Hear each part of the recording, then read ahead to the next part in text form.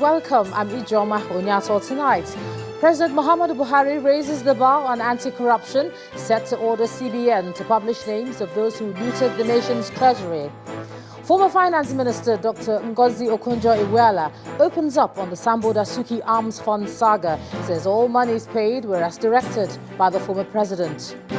Minister of Power, Works and Housing Babatunde Fashola says Nigerians will soon enjoy steady electricity supply, but consumers must be ready to pay more. And heavy gridlock in Lagos, travellers, motorists spend long hours in traffic. And the embassy district in Kabul under attack, casualty figures undisclosed. On business news, after 14 years, the Central Bank of Nigeria reviews guidelines for bureau de change operators. And on sports news, Dream Team 6 ready for CAF Under-23 Nations Cup final after receiving presidential assurance of payment of outstanding bonuses and allowances.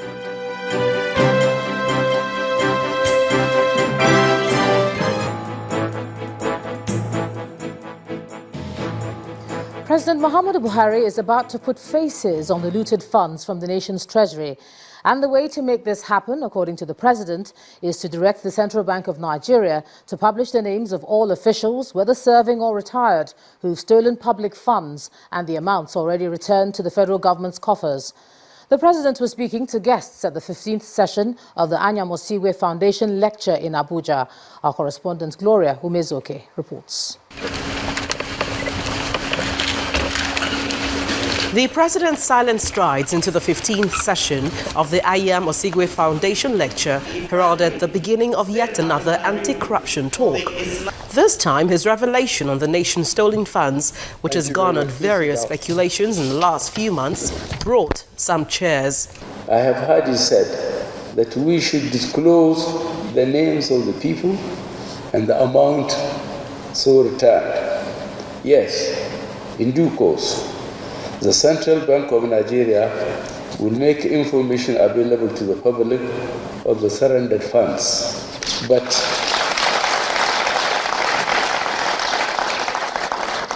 I must remark that it is yet early days, and any disclosure now may jeopardize the possibility of bigger recoveries. But we owe Nigerians adequate information, and it shall come in due course. The war against corruption, according to the president, is gathering momentum. He took time to explain how Nigeria's rating on the Global Corruption Index has risen rather than dropped. In his address, he prescribed solutions. Two problems stare us in the face. First is that our laws need to be strengthened if we must realistically contend with the miasma of corruption. The second is that we must correct the gaps in our legal system that are exploited to frustrate the process of justice. A number of anti-corruption cases have been rendered inconclusive due to legal limitations. Other speakers seemed to reverberate the president's views, including the Bishop of the Roman Catholic Diocese of Sokoto, Reverend Father Matthew Kuka, who began with parables. So, Mr. President, the challenge is onerous, but I think we must also be clear that it's not so this war will not be won by the number of Nigerians who sign on to the war.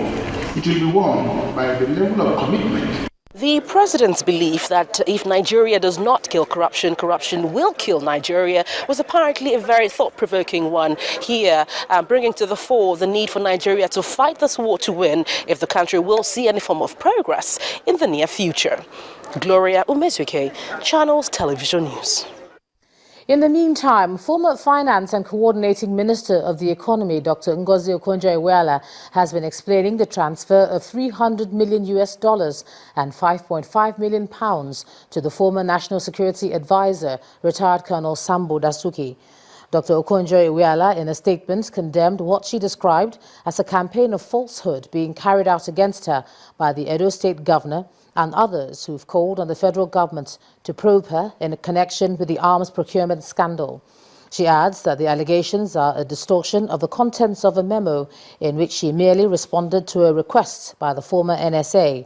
In her words, They quoted selectively from the document to make their false allegations of illegal diversion of funds. In the memo to former President Goodluck Jonathan requesting his approval to transfer the funds to Mr. Dasuki, Dr. Okonjo-Iweala stated that, as explained by the former NSA, the money was to be used to procure ammunition, security and other intelligence equipment for the security agencies to help in the fight against Boko Haram. Part of her memo to the former president reads, "This letter is to seek your approval to borrow these funds for now to disburse to the NSA. These funds form part of projected federal government independent revenue to be appropriated.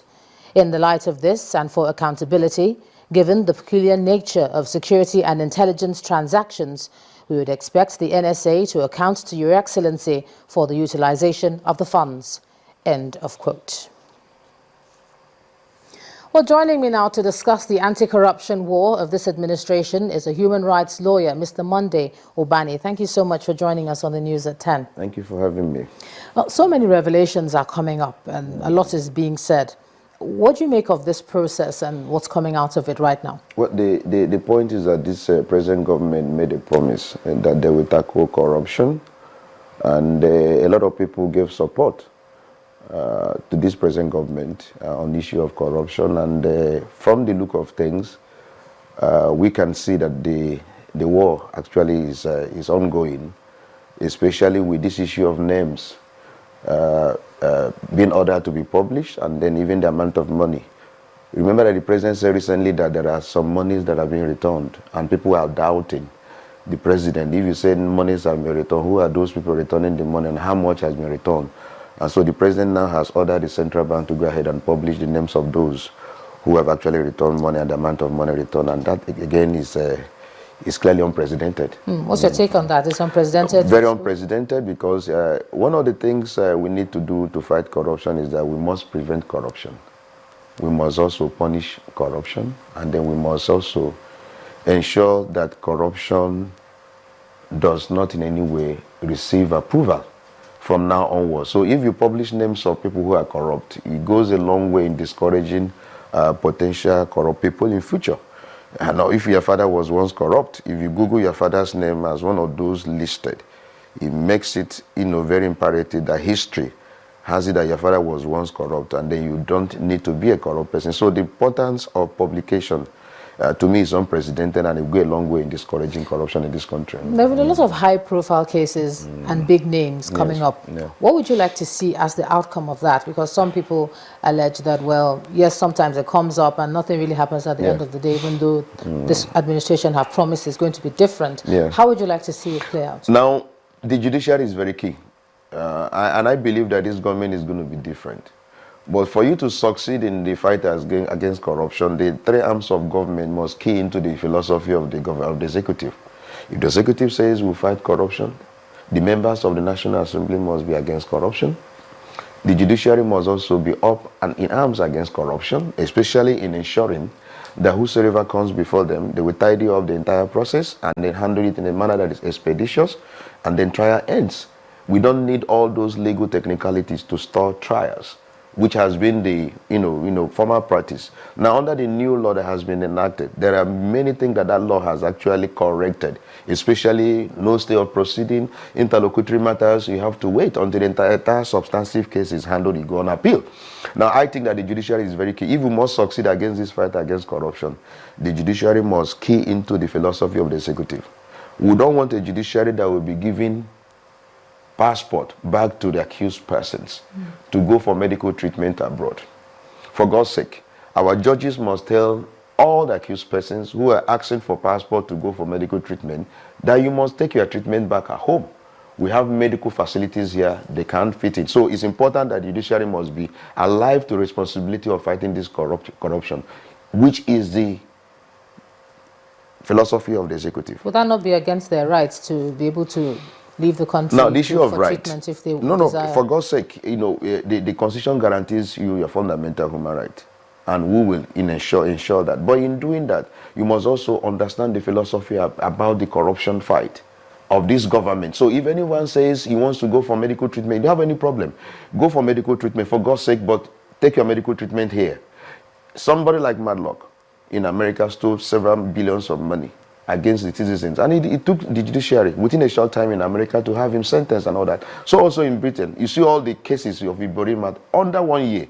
The entire process is ended. So we must not allow all those technicalities to stall trial. That's what we're saying. The philosophy of this government must be brought over by the entire three arms of government in order to ensure that we fight this corruption and nip it in the bud, because corruption has kept us retarded as a nation. Looking at our transparency rating, do you think this further step of publishing names and this whole new level of vigor, Yes. do you think our transparency rating will improve at the end of the day I have this for belief. 2015? I have this belief, especially when the international community are actually, offering assistance. They are saying, look, wherever you have the names and these monies are in our account, let us know. We are ready to help you in order to retrieve this money. So if the government of international community are ready to help, and then looking at the government's body language and the measures that have been taken by the government to fight corruption, there is no way 2015 rating will be the same with 2014 rating. So it's going to be better than that of last year. I have this belief. Human rights lawyer Mr. Monday Ubani, thank you for sharing your thoughts with us on the news at 10 tonight. Thank you very much. In part 2, after the break, appeal court upholds election of Senator Godswill Akpabio, putting to rest controversy surrounding his election. That's in a moment. Do join us again.